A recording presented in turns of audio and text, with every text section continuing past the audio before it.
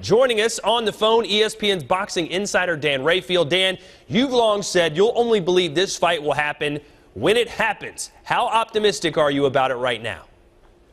Todd, it's been going on for like 6-7 years, so it's kind of like I use the analogy of like Lucy and Charlie Brown with the football. You know, they put the football down and then they pull it away when it gets real close. And I mean, how many times are you going to go through that? We've been through various negotiations or quasi-negotiations, whatever you want to call it, for a long, long time, on and off for many years.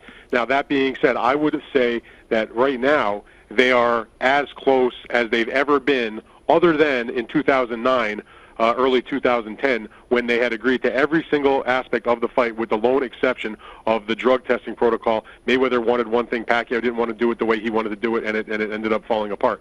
They're down to that sort of closeness in terms of making this fight. Now, if you listen to what the Pacquiao camp says, Bob Arum, Carl Moretti, the vice president of the company, other people associated with Manny Pacquiao, Michael Kahns, who's his advisor, they have agreed to terms in the fight. Now, people say, well, what does that mean? What it means is top ranks Bob Arum, who has been negotiating this fight with Leslie Moonves, who's the chief of CBS, whose Showtime network has Mayweather under contract, has been serving as the go-between with the Mayweather camp, Al Heyman, his advisor. And so, according to the Pacquiao camp, they have agreed to the terms ultimately laid out by Mayweather via Leslie Moonves for this fight.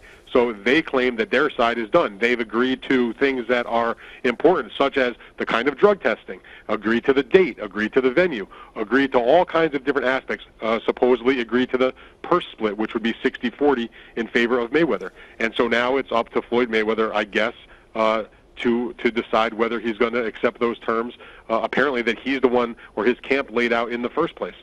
Well, boxing, as you know, is all about handicapping, all about odds. Give us your odds right now, Dan Rayfield. What are the odds that we'll see Pacquiao-Mayweather in May?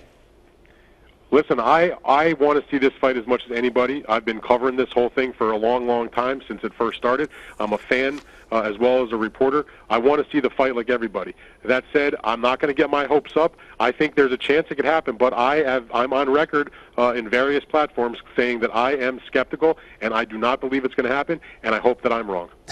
He's a pessimist, but I heard some optimism there. Dan Rayfield, our big gun, our boxing writer on ESPN.com.